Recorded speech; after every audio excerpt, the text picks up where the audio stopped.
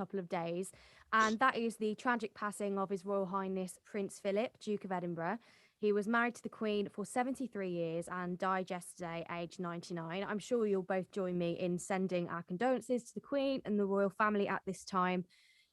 Feel free, both of you, to interject at any point, depending on what question we're asking, by the way. What a life. I mean, despite having to remain one step behind the Queen for all of these years, he took part in over 22,000 public engagements, and worked in conservation. He did the Duke of Edinburgh Award. What's his legacy going to be like now he's passed? Can I go first? Yeah, go. So I compete in equestrian, and I know that like the royal family themselves are highly invested in providing horses. They breed horses. And it was actually yesterday, the early hours of yesterday, one of the Queen's mares actually gave birth to a foal on the same day that obviously her husband died. So, I mean, it's a bittersweet moment for her that hopefully she finds some form of comfort in this new form of life in the passing of her husband. But it's really, really great. Like, he had such an involvement, especially in the Royal Windsor Horse Show. He really wanted to boost the introduction and the engagement in carriage riding, because it's a sport that's not seen as of importance when we compare it to dressage or show jumping or showing, and he really wanted to boost that. So I think the Royal Windsor Horse Show are definitely going to acknowledge that and do something more this year in April. Yeah, I think I obviously agree, and we obviously send our condolences to the royal family. I think his legacy is several-fold, but obviously the Duke of Edinburgh award system, which has for decades shown young people that they can be better than they think they are, or society lets them think they are. But also I think his legacy is actually one of a personal one. He's a husband, a grandfather, a great-grandfather. And I think that's the point that we should be taking from this fundamentally, is that it is a moment of passing for the nation, but at its heart, it's grief within a family. I think one of the maybe odd saving graces of the whole thing is that actually Her Majesty and the Duke spent a lot of time with each other in the past year, because they were shielding at Sandringham, I believe. And in the worst of situations, maybe that is a positive. In the 73 years they were married. In the 73 years they got to spend a lot of time together, but I would also imagine a lot of time apart, and this last year perhaps would have been maybe some of their best times together. Absolutely. And of course, we will be talking a little bit more about Prince Philip's legacy later on in the show. So I am going to move on to the other stories from the week. Primarily the impending easing of lockdown on Monday, where non-essential retail, gyms, self-contained holiday accommodation, outdoor hospitality, among other things, will be allowed to reopen. Chris, I wanted to come to you first on this, actually, because you are a deputy head teacher. And so the schools were kind of the first step in the easing of lockdown. And it hasn't seemed to have contributed in a massive uptick in cases. How was it sort of going back to school with the lateral flow testing? Did it run more smoothly than it has in the past? A couple of points. We didn't go back. We were always in the schools. They never closed. We certainly didn't close. And there was a moment where many children were in, and we felt quite inundated with the need to help these young people have some kind of normality being back at school. But the lateral flow testing was really, really interesting. We've been sent as a school around about 5,500 tests, and we don't have that many kids. I think the government can be looked upon in a very poor way for many things, but the testing rollout within schools, certainly the materials, was fast and efficient. We spent around about £3,000 that we can't get back on setting up testing systems and testing facilities. That within a couple of weeks were kind of changed. So it's been a bit of a mixed bag, because we need to be there, be a constant for our students and our young people, whilst dealing with a constantly changing landscape of testing. But touch wood, we've got by so far without any cases.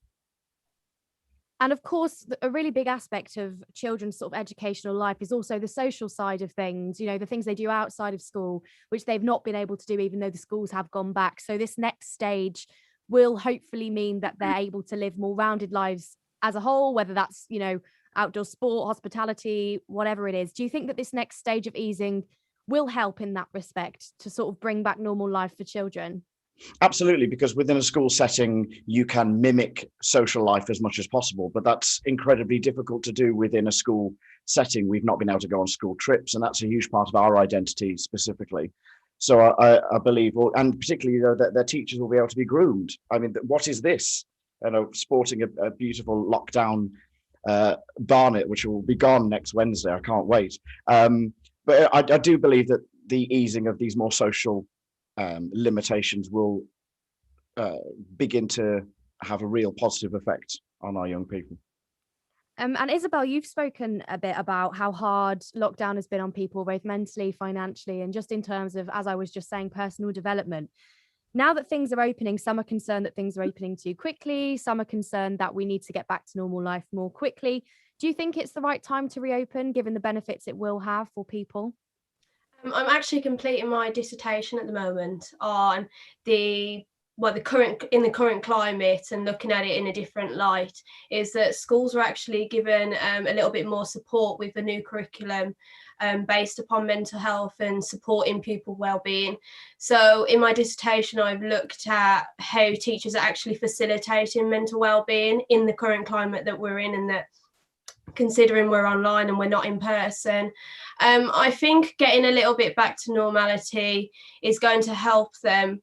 But I don't know if we're too far gone in, for especially children, is they've lost out almost a year on what has probably been the most important time of their life, and going back, it's not always quite as easy as it probably can be. And this is for both of you, really. Obviously, when we start to go back to normal, a lot of things will bounce back. You know, we're a resilient species, we're a resilient country, and I'm sure that people are going to want to resume normal life, or as normal as it can be given the circumstances, relatively quickly. But are there any other areas apart from schools that you think might be inordinately impacted and might take a little bit longer to sort of recover after the damage of the last 12, 13 months? Well, from my perspective, universities and charities as well. So I work closely with quite a few charities in the West Midlands, and because the NHS were doing such an incredible job, they received a lot of funding from like self-donors like myself. We were self-organising charity events and raising a lot of money for the NHS. And because we were primarily putting all our focus onto the NHS, it meant that a lot of this money was going from different charities. So for example, like Papyrus and the Midlands International Aid Trust, they look at mental health, and they're also looking at the sustainability of the environment, and they just lost out on a lot of money that we were putting forward to the NHS. But obviously it was a really great cause, but they've really suffered in this, and hopefully they can rebuild that, in knowing that obviously when we come out of lockdown and it starts to ease, a lot more people are going to be needing to contact services like Papyrus. So they really need the support, I think. I totally agree. I think that there is a point to be said that the NHS isn't a charity and shouldn't have to have funds raised for it, however controversial that might be. And it's wonderful that people do. I've taken part in fundraising for the NHS myself, but it doesn't and shouldn't need funding from the good of the public. I think actually hospitality, whilst at the moment it's really difficult to, if you are in a very privileged position, to be able to book yourself into some outdoor dining from Monday, everywhere's booked. You can't, if you want to go out for your mum's birthday, you can't. But I do believe that it might be past the point of no return for some wet pubs. So certainly some places that don't serve food, and some pubs that don't have outdoor dining. And, you know, the Black Country has a very rich and proud heritage of these wonderful real ale pubs. And some of the publicans, I think maybe it's too late, and just waiting that extra month, just waiting till the 21st of June might be a stretch too far, particularly if they've not been able to use the grants, etc. So I think whilst it'll appear that hospitality is bouncing back, I actually fear that it probably isn't bouncing back as much as we perceive it to be. Absolutely. And we here at Black Country Radio encourage everybody to go out and support their local businesses as soon as the lockdown begins to ease. Dan Richards is actually going to be live from Hales Owen next week talking to shoppers about supporting local business and the importance of staying local. One other area I think that has been somewhat overlooked, actually, not in terms of discussions around health and well-being, because obviously we've realised that the nation's relatively poor health has contributed in part to the high death toll. But gyms are reopening on Monday, and a lot of people are sort of being encouraged to get moving after perhaps being more inactive during lockdown. Not everyone is a big fan of home workouts. I've got two questions here. Do you think home workouts will be here to stay, or do you think people will just go back to the gym? And how has this year sort of shone a light on our habits as a nation now in the 21st century that everything's so online and sedentary? Well, oh no, you go, Isabel, please. I think from the literature that I was looking through for my dissertation, actually, people have become more active in lockdown. There was things that they weren't able to usually do. They weren't able to just walk to a shop. So they were getting involved in things like home workouts and going out for runs, because obviously at the beginning, those were the rules that you could go out and do form of exercise. So more people have actually been taking part in physical activity. I think returning to that sort of, when we pushed it online and we tried to do physical education online, it sort of became a tricky situation. But obviously now the schools are back opening and physical education is happening now.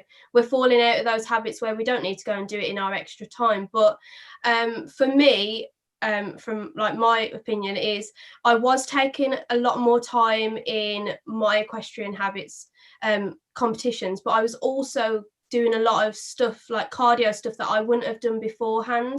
And as soon as it opened, I looked into joining a gym. So hopefully, like, people have been really impressed by what they've done in lockdown, with like the more exercise that they've been doing, and they want to join gyms now and don't really see the need to stay at home doing it and might want a difference.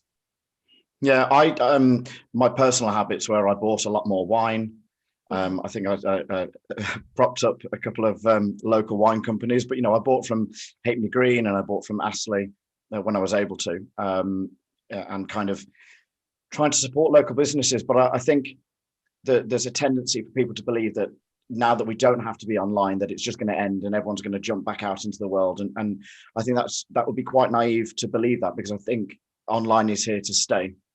And I believe that Zoom and other platforms are going to be a mainstay. They're going to be there. So instead of having meetings at 11 and 1 because you've got to travel, you can have a meeting at 11 and 12. And I think any future businesses are going to have to embrace this online technology far faster than maybe they would have done. And I think that's a really important thing to look at. I would say in a jokey way that I didn't exercise much at all, but I did do a lot more walking, which I wouldn't usually do. I don't particularly enjoy exercise at all, really, to be honest with you. But I did find that maybe there was a bit more walking. So I think the time for some people has been wonderful to reflect on their own habits and shall I do a crochet thing? But I think for other people, they've struggled immensely, and this hasn't been a time of joy. This hasn't been a time of exploration. It's not been a time of self-reflection. It's been, particularly for those shielding and those without gardens, etc. The vast majority, I would imagine, that it's been a hellish time.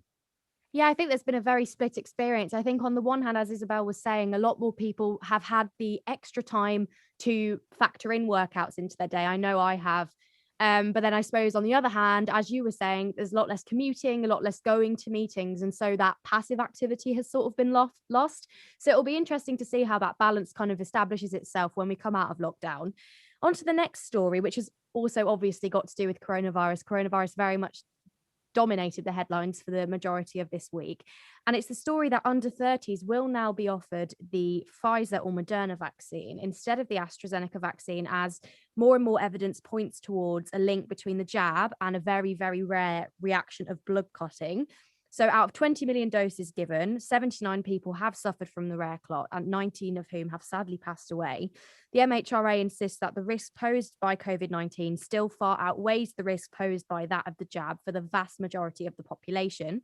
The reason that they have changed preferences for under 30s is that the risk-benefit ratio is, and I quote, more finely balanced. Do we think this will undermine trust in the vaccine in the UK? We have, of course, seen a very high uptake so far, I believe around 95% on average, obviously varying from community to community. And so will people be glad to see the regulator exercising caution and think, okay, this makes me trust it more?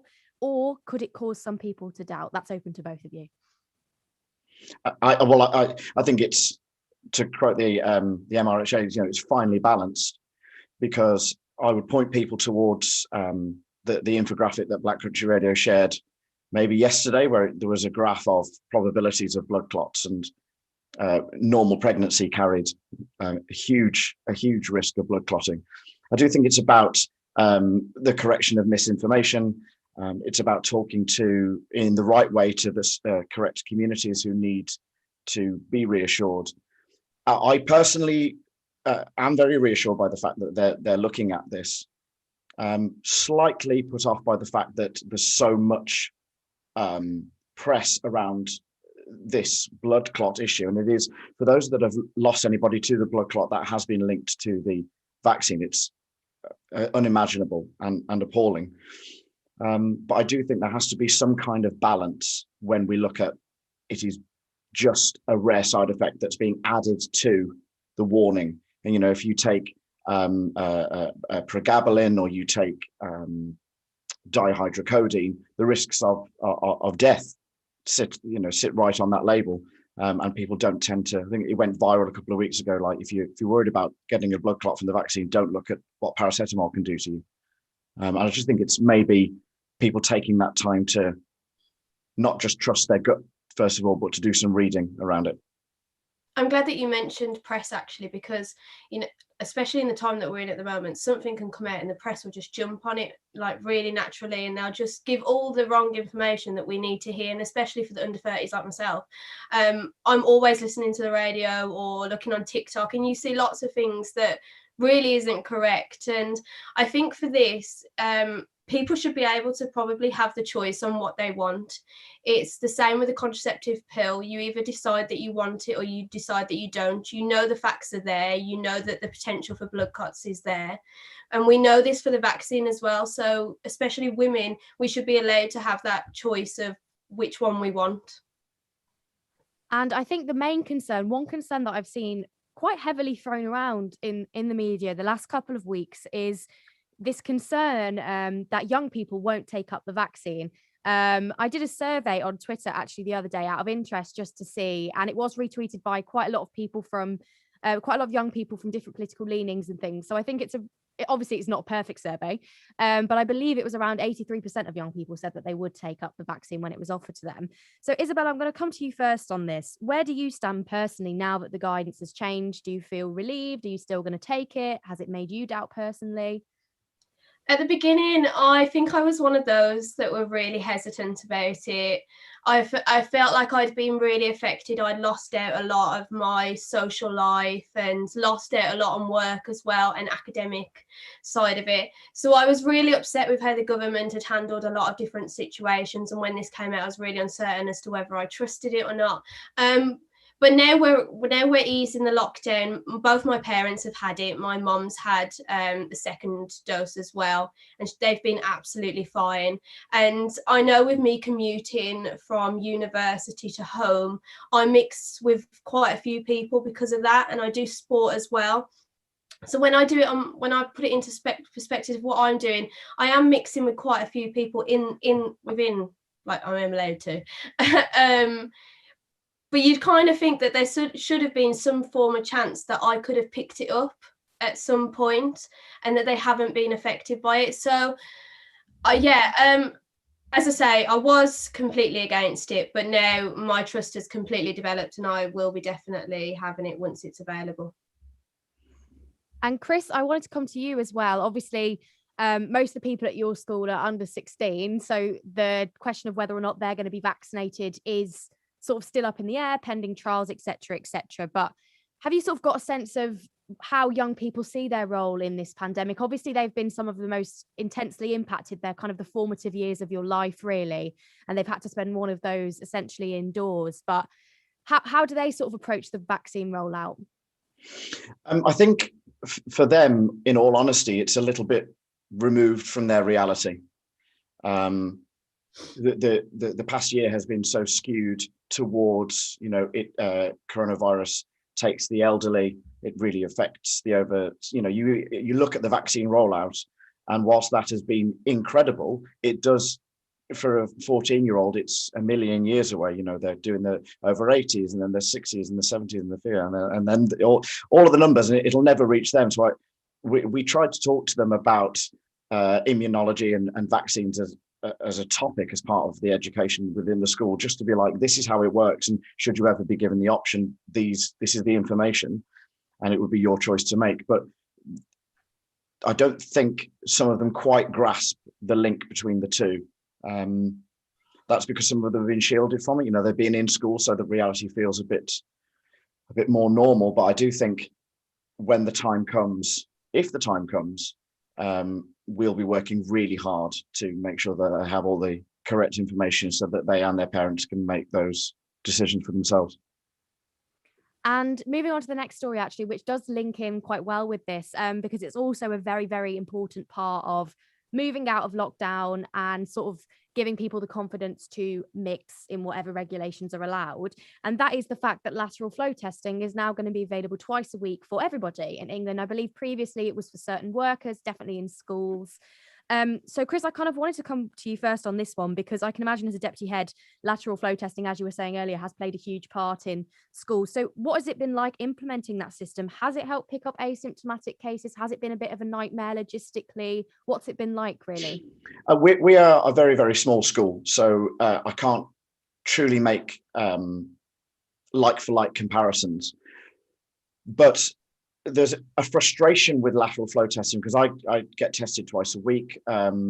We got sent, like I said, we've got thousands and thousands of tests, but the young people that we have in school don't have to be tested. They were tested 3 times when they came into school, but they didn't have to be.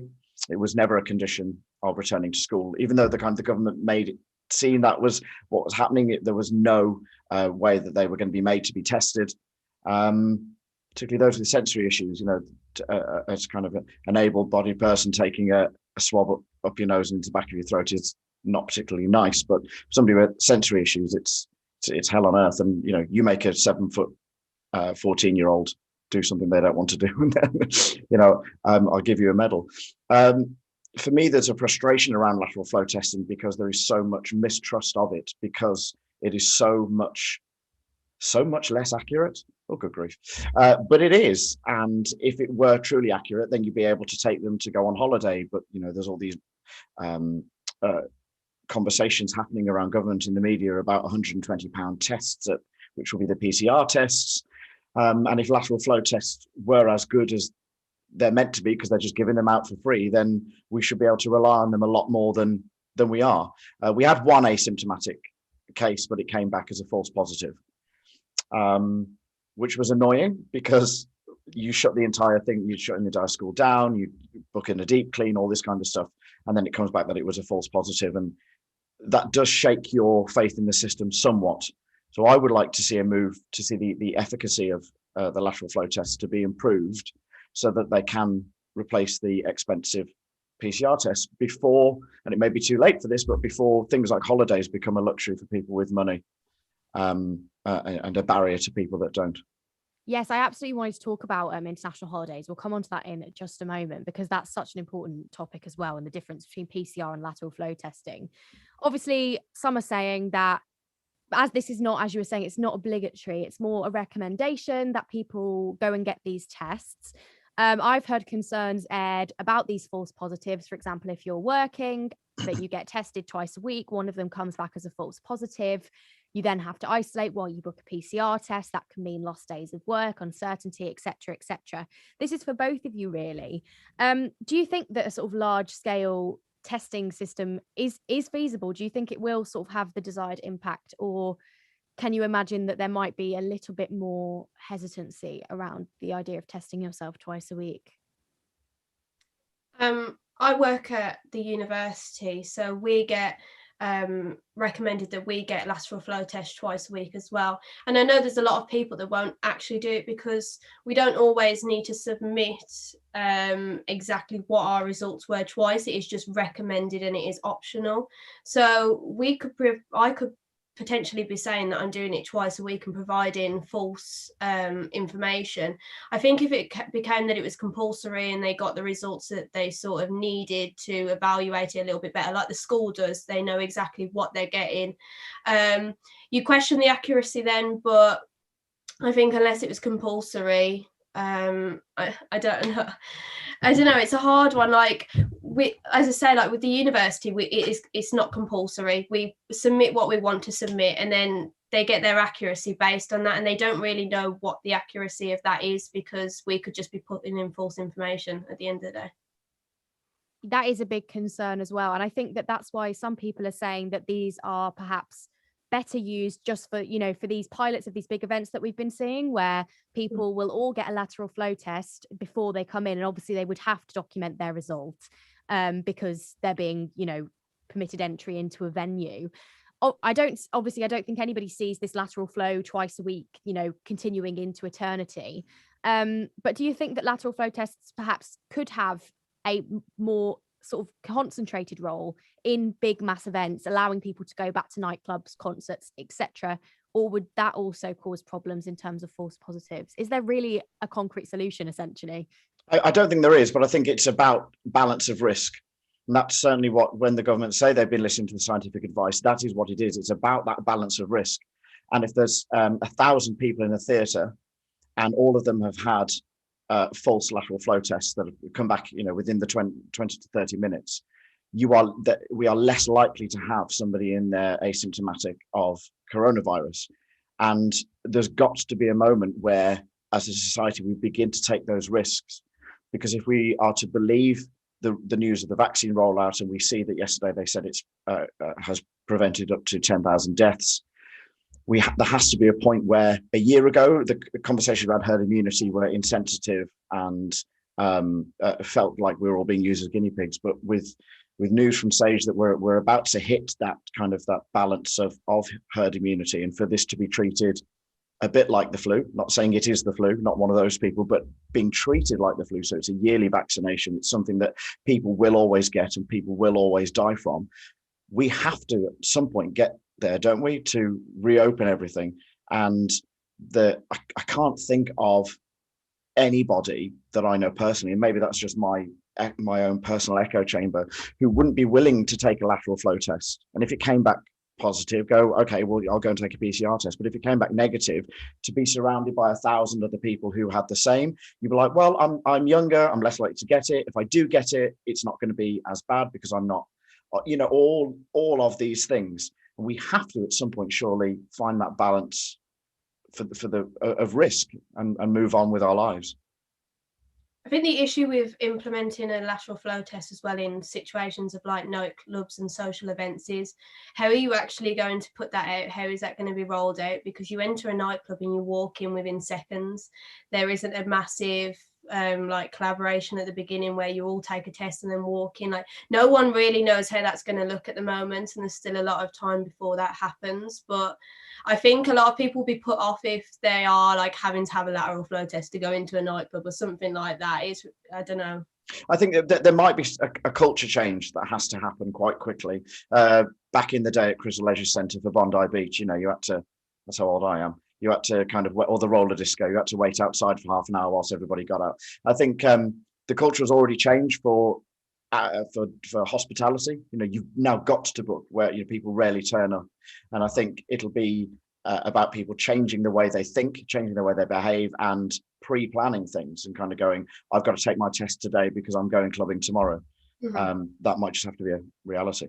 That actually leads me really nicely onto the last question I wanted to ask in this sort of regard, would be June 21st. So obviously when we had that first briefing about the roadmap out of lockdown, it was like, okay, June 21st should be the date where all restrictions on social distancing will be eased. Since then, there has, of course, been discussions that we won't just be returning back to how it was, you know, in 2019.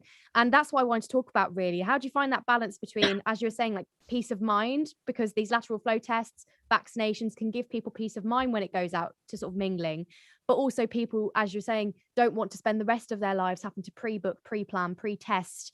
So how are they going to strike that balance coming out of this to sort of have a new normal, but for that new normal to not last into infinity, essentially? I think, like, regardless of what they put in place in the future, or trying to find that balance between it not lasting too long but lasting enough time so that we're all still safe. For me, definitely, I'm completely brainwashed at this point. Like, I will not be going back on the June the 21st and touching people and hugging, and that's going to last me a lot longer than, you know, a lot of people think. And I think it is going to be a lifetime of it now, is that you are going to be extra cautious of what you're doing and when you're mixing with people. It's something that I can't really see me getting out of. No, I agree. I think there's going to be, you're going to have the section of society that runs out into the park, as they have been doing, and leaving all of their trash behind and having a great time. And whilst I would like to think that on June 21st, I'm going to be out there in the streets partying, I can't actually see that being a reality. I can see everyone being a lot more cautious. I think we've all surprised ourselves how quickly we've been conditioned into this kind of behavior, which some people see as being incredibly authoritarian and controlling from a government point of view, but in other ways has fundamentally changed how we interact as human beings with each other. And that awkward, shall we go for a hug now, is a reality. And I think that is going to stay for a while longer yet. One of the other things that will probably stay for a while longer is the change in international travel. I mean, to this time 2 years ago, it's almost inconceivable now. If you decided you wanted to go on a spontaneous holiday, you could hop on Ryanair, book some cheap flights, book a hotel, and you'd be there. Obviously now, from May 17th, it may be possible that you may be able to go abroad, but there'll be a traffic light system. You'll have to make sure that if you are going to a green country where you don't have to quarantine, that it's not put on the watch list. You're going to have to pay, as you were saying earlier, £120 per person for a PCR test, get tested when you get back, look at all the public health advice around all of that. Is this going to mean essentially that, as you were saying earlier, Chris, that holidays for a while are going to be for those who A, have the time flexibility to be able to take the time off work if they did need to quarantine, and B, quite frankly, have the money? Because most people who do go on holidays, I can't imagine have a spare £500 lying around for tests. No, I think for a first point, this is somewhat of a first world problem. I think it might be we're making more of an issue of it than needs be. And I think people may have been able to save during the lockdowns, but a lot of people have lost their jobs. And I think that there needs to be some sensitivity from the press in terms of, can we go on holiday? And some people are like, that's never an option to me anyway. So why is everybody panicking about this? That being said, for those that are able to, there needs to be some clarity. You know, Jet2 yesterday announcing that it was having to cancel everything until July because there was no certainty. And to link it personally, we're getting married in August. We weren't going to be. We thought everything was going to be postponed. And all of a sudden in August, we can have 100 people in a non-socially distanced wedding. It seems very, very bizarre. So I think actually the reality may be that come June 21st, and particularly with international travel, that the restrictions will be more stringent. But I don't think it's going to affect as many people as the news is making out. Some people could never go on holiday, so it makes no difference to them. Yeah, I completely agree with you, because I think I'm one of those people. My competitions for equestrian run from January till October, and then potentially till December, and balancing that in with university and what was secondary school and primary school, I never had time for holidays. I never had that 6 weeks holidays where, yes, we'll book a holiday. It was never like that for me. My 6 weeks was completely filled by different things. So I don't go on holiday, and I don't see that urge, and I didn't see the urge in lockdown to go and book a holiday and go on it. So like, again, it's the media. They'll jump on one thing and they'll say what they think, and yeah. And as you were saying, on the one hand, you have this kind of push of when will we be able to go on holiday? When's that going to be possible? On the other hand, you have people saying, why is this even a discussion when we're at such a crucial point in the vaccine rollout? Is there something to be said for stricter border policies, or is that in the long run not going to be sustainable when there are new variants circulating, and there always are going to be at some point? For example, Australia and New Zealand will have to open their borders. So what's sort of the perspective there? I think rather than the government putting restrictions on people, people should be just like questioning themselves a little bit more and reflecting on really the importance of it. Obviously, it's really nice to go on holiday, and I'd absolutely love to right now, but what is the importance of that right now? And it'd be great if people just started to question that a little bit more. And you can reflect that and push that onto everything in life. Like when we're mixing and stuff on June the 21st, what really is the importance of me doing this right now? Like, is this going to make a real big difference in my life? And people being extra cautious about things that they're doing. Obviously, it's not a great thing to be extra cautious. You want to be going out and doing what you want to do, but I think it's something that's just it's gonna be about for a long time. So yeah, I think it's about people fundamentally changing their worldview, and some people will never be society over their own. Some people will never think like that, and some people will always think like that. And some people will go, I need to go shopping, so I'm going to do one big shop and try to get everything done instead of going out multiple times a week. And other people will just be like, it's my life, I'll do what I want. And I think that there has to be that fine balance, and there will be, for myself included, I've got to go to home base 3 times. Well, what can I do it in one? And trying to think about other people and crossing the road. You're not walking with wearing masks, but I instinctively cross the road now to avoid people, which actually is probably quite sad, but I'm doing it out of courtesy, essentially. We haven't got too long left, actually. We've got about 3 minutes left. So I'm going to throw you a bit of a big, wide, deep question, sort of at the end. We've been talking about this a lot, I think, indirectly throughout our conversation, and that's about sort of the priorities of the UK as a society. Do you think fundamentally that this last year will lead to a sort of national shift in the way of thinking, in priorities, or do you think that British culture, British society is set in its ways, it's always been the way that it has, and it will eventually meander back to kind of where it was beforehand? Sorry, that's quite a deep question, but I'll leave that for you both to answer. I think it's so 50-50. Like throughout this whole thing, you've had people that will break the rules and they'll do essentially what they want to do because they love that freedom of action and they can do what they want. But there is people that are going to be extra conscious about things and take their priorities. That I think it's so split. And I think it's very unfair as well to base it on generations. We shouldn't be blaming generations. We shouldn't be saying that the under 25s who are in school or university, they're the ones to blame and they're the ones that aren't going to be setting their priorities straight, because that isn't the case at all. I've seen a lot of adults that have been worse than I have definitely been. So I think it's 50-50 on my behalf. I think that, no, I don't think society is going to fundamentally change. I think people will have fundamentally changed, but that's because they will have lost loved ones, they'll have lost friends, and they'll have lost their jobs, they'll have lost their businesses. And I believe those people will be affected forever and their lives will change and how they interact. But I think as a society, we have these bursts of be kind, or on one hand, we're mourning the loss of Sir Captain Tom, and the next we're berating some pensioners. So I think that it's going to take a while, but maybe the change in the individuals will slowly, maybe over the next couple of generations, begin to change society in that way. Okay, so before I let you both go, I have one more question, which is a slightly more trivial and perhaps will put a little bit more of a smile on your face than the deep questions that we've been talking about today. And it's simply, what's the first thing you're going to do on Monday when things are easing? I already know what I'm doing. There is a new shopping outlet opening in Cannock. I'm going there. I'm going for lunch at the Littleton. Oh, they both sound very exciting. I personally am going to the gym, which I don't know what that said about me and how my habits have changed in the last year, but I will also be going to eat my body weight at an Italian restaurant shortly afterwards. Lovely. Well, thank you both so much for coming on and discussing the headlines with us this morning. It really has been a pleasure. Thank you very much for having me. Okay.